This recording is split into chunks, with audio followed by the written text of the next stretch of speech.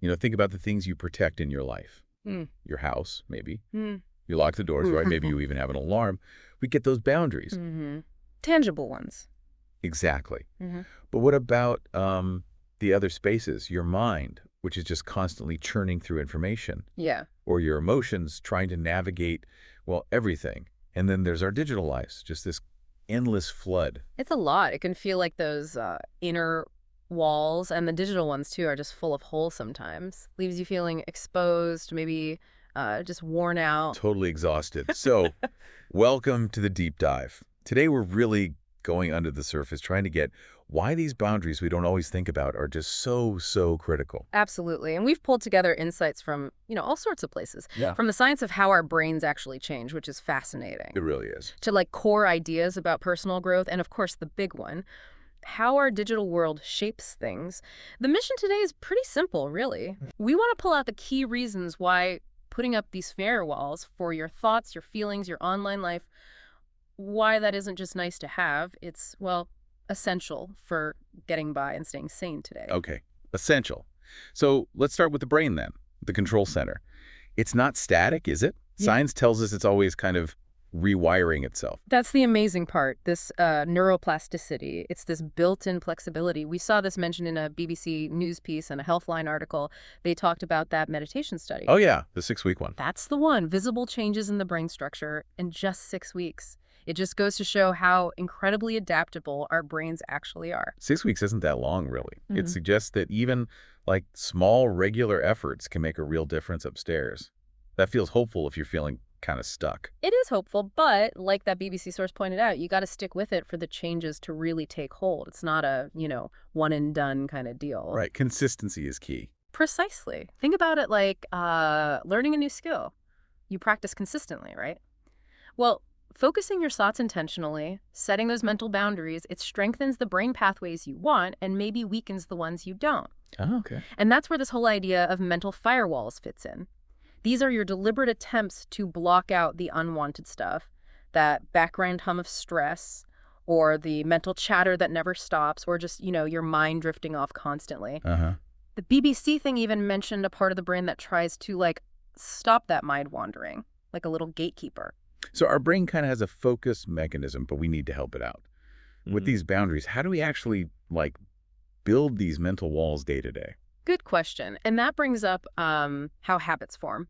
There was this piece from Colorado State University from their research division talking about the habit loop. The loop. Yeah, it's a 3-parter. Yeah. There's a cue, something that triggers the habit, then the routine, the habit itself, and finally the reward you get from it. No. So if you want to set a mental boundary against, say, beating yourself up mentally. Yeah, that negative self-talk. Exactly. First, you got to notice what triggers it. That's the cue. Then you consciously choose to think differently. That's the new routine. And then you need to kind of reinforce that new thought, give yourself a mental pat on the back for breaking the old pattern. So interrupting that automatic negative spiral. Yes. That consistent redirection over time, it literally rewires those pathways. It strengthens your mental firewall. That makes sense. But wow, that Motivation Hub video mentioned something pretty staggering. That by age 35, something like 95% of who we are is just memorized habits and beliefs. It's a huge number, isn't it? 95%. That's a lot of automatic programming we might need to build some firewalls against.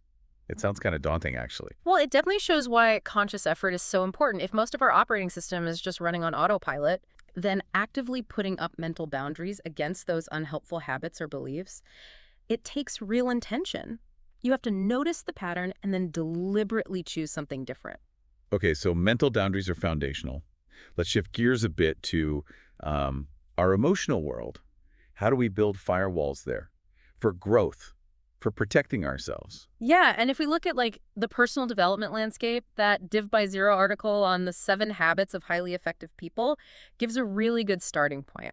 Covey, yeah. Right. It talks about this progression, starting with mastering yourself first, being proactive, setting goals, knowing your priorities. So handling your own stuff first. You can think of those as building strong internal emotional boundaries, getting your own foundations solid. So if you know your values, your priorities, it's easier to deal with emotional stuff coming at you from the outside without getting totally swamped. Precisely that. A strong inner core gives you resilience. You can interact without just being pulled around by every emotional current.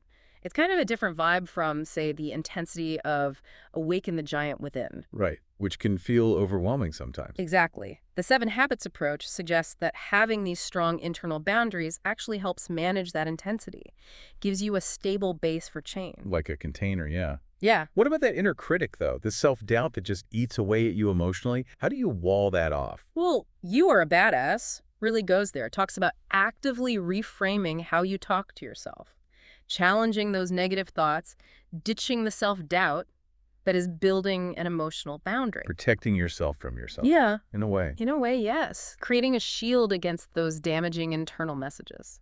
And it's not just about keeping things out, but also letting things go, isn't it? Absolutely. The Better Up article talked about decluttering, and not just your closet. Right. Emotional decluttering. Yeah. Intentionally letting go of things that don't serve you anymore. Old hurts, maybe grudges, even relationships that just drained you constantly. Building boundaries there is crucial for your energy. And maybe the toughest one. Better Up mentioned learning to say no. That feels like a huge boundary skill. Oh, it's vital. Saying no when it lines up with what you actually need and value is incredibly powerful for protecting your emotional energy. It stops you from spreading yourself too thin. Prevents burnout and resentment, maybe? Definitely. And we saw some really raw examples of this on that Reddit self-improvement thread. People talking about setting boundaries after really tough stuff, like a divorce or quitting drinking. Yeah, those big life shifts seem to force a reevaluation. They often do. And what really came through in those stories was the link between boundaries and self-respect. One person talked about deliberately slowing down to protect their nervous system. Wow, that's a deep internal boundary. It really is, recognizing your own limits. And another person realized they needed to stop trying to constantly fix themselves and just listen to their own inner voice. That's huge. Respecting your own signals instead of fighting them. Honoring what you hear inside. Exactly. It's about validation, not judgment. Okay, let's wade into the digital realm now. Yeah. This feels like the Wild West sometimes. Information overload, constant connection.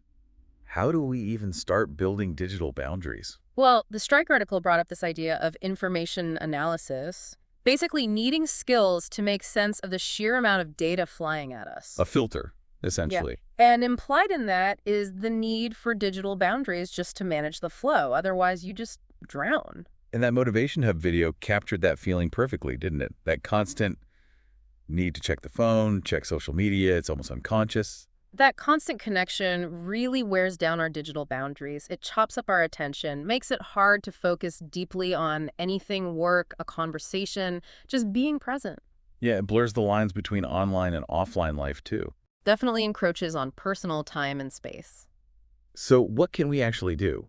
What are some practical ways to build these digital firewalls? The Better Up article had a really concrete suggestion. Actually, schedule technology breaks. Like putting it in your calendar. Yeah, just like a meeting or exercise. Yeah. Deliberately setting aside time to disconnect. It's a form of self-care, really. A way to proactively take back your focus. And it's clearly a common struggle. That Reddit user asking if a social media detox is worth it, that hits home for a lot of people, I think. It shows that tension, right? Wanting connection but needing space. And Right. if you think bigger picture, like from the Life Club's summary of the information, Right. it reminds us how much things like writing and now the internet have fundamentally changed how we think, which makes setting those digital boundaries today even more critical just to keep our heads clear. It's like our brains are running older software on this new high-speed internet hardware. We need those manual boundary settings. Okay, so we see the need mental, emotional, digital firewalls. Let's bring it together. What are some concrete steps pulling from all these sources that people can start using? Okay, let's synthesize. For the mental side, meditation came up from the BBC piece, and the 7 habits ideas, goal setting, prioritizing, help direct that mental energy. Right, being intentional.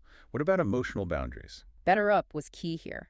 Decluttering what drains you and learning to say no. Plus, stepping out of your comfort zone a little bit, like Life Hack suggested, builds that resilience muscle, helps you hold boundaries under pressure. Okay, and for the digital firewalls? Again, Better Up, prioritizing self-care, including those tech breaks we mentioned. And from Reddit, that idea of challenging your negative self-talk is huge, even in how you react online. It all seems connected. Focusing on strengths, which Better Up also mentioned, feels like a positive way to get started, maybe. Absolutely. Build on what you're already good at. It gives you momentum. And across the board, really, from 7 Habits and Better Up, this commitment to curiosity, to keep learning. Yeah. That's vital for growth and for figuring out what boundaries you actually need. And it's crucial to remember for anyone listening, this isn't about reaching perfection overnight, is it? It's a process. Totally. Better Up made that point well. Self-improvement, boundary setting, it's ongoing. You'll hit plateaus, maybe slide back sometimes. Consistency is the name of the game. Keep showing up for yourself. Yeah. And that Rewire Your Brain excerpt mentioned the FEED method: focus, effort, effortlessness, determination. That could be a useful framework for building those new habits and boundaries. Focus, effort, effortlessness, determination. Feed. Okay, so be intentional, be persistent, but also maybe be kind to yourself through it all. Exactly. Self-compassion is important. We've covered a lot today, really digging into why these boundaries, mental, emotional, digital, are just fundamental for dealing with, well, modern life. We've seen how they help you manage information, how they support growth by protecting your emotional energy, and how they really do contribute to inner peace by letting you reclaim your focus. And the big takeaway, really, across all the different sources, is that setting and maintaining these boundaries isn't passive. It takes active, conscious effort. Precisely. They're choices you make again and again to protect yourself, to cultivate a more intentional life, a more balanced one. So as you go about your day after listening, maybe just pause for a second and ask yourself this: what boundary would protect your peace today?